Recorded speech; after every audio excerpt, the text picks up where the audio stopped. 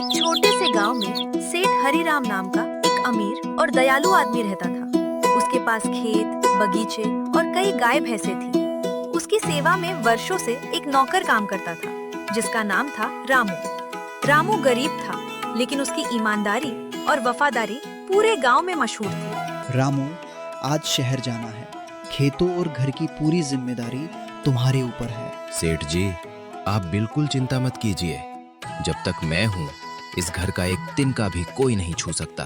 मुझे तुम पर अपने बेटे से भी ज्यादा भरोसा है। आपका भरोसा ही मेरी सबसे बड़ी दौलत है। सेठ शहर चला गया।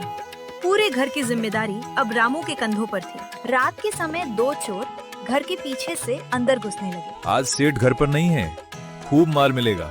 जल्दी काम खत्म करते हैं। तभी रामू की नींद खुल गई। कौन है वहाँ? चोर भागने लगे। रुको, चोरी करके भागना आसान नहीं। रामू ने बहादुरी से दोनों चोरों का पीछा किया। काफी देर तक दौड़ने के बाद गांव वाले भी जाग गए।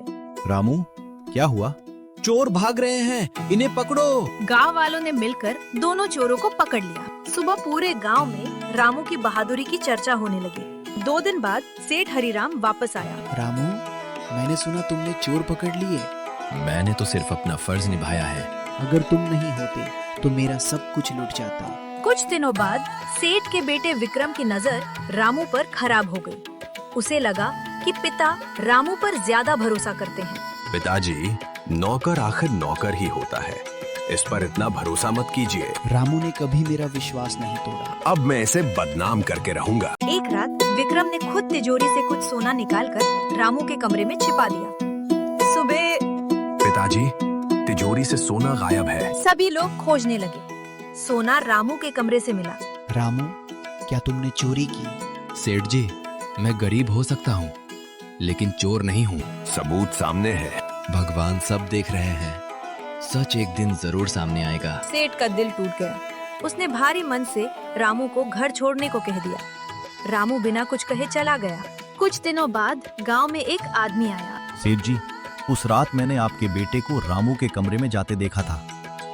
सेठ हैरान रह गया। विक्रम, सच बताओ। हाँ पिताजी, मैंने ही सोना छिपाया था। मुझे रामू से जलन थी। तुमने एक ईमानदार इंसान पर झूठा आरोप लगाया। सेठ तुरंत रामू को ढूंढने निकल पड़ा। कई गांवों में खोजने के बाद उसे रामू एक छोटे से मंदिर के पास मिला। रामू, मुझे माफ कर दो। मैंने तुम्हारे साथ बहुत बड़ा अन्याय किया। मालिक, गलती इंसान से ही होती है। आज से तुम नौकर नहीं, मेरे परिवार के सदस्य हो। आपका प्यार ही मेरे लिए सबसे बड़ा इनाम है। सेठ रामू को वापस घर ले आया। जैसे ही दोनों गांव में पहुँचे, लोगों की नजर उन पर पड़ करते। अरे देखो, रामू वापस आ गया। भगवान का लाख लाख शुक्र है, सच्चाई की जीत हो गई। हम जानते थे कि रामू कभी चोरी नहीं कर सकता। कुछ ही देर में पूरा गांव सेठ के घर के बाहर इकट्ठा हो गया। हर कोई रामू को देखकर खुश था। सेठ हरिराम सबके सामने खड़े हुए। उनकी आंखों में पछतावा साफ दिखाई दे रहा था।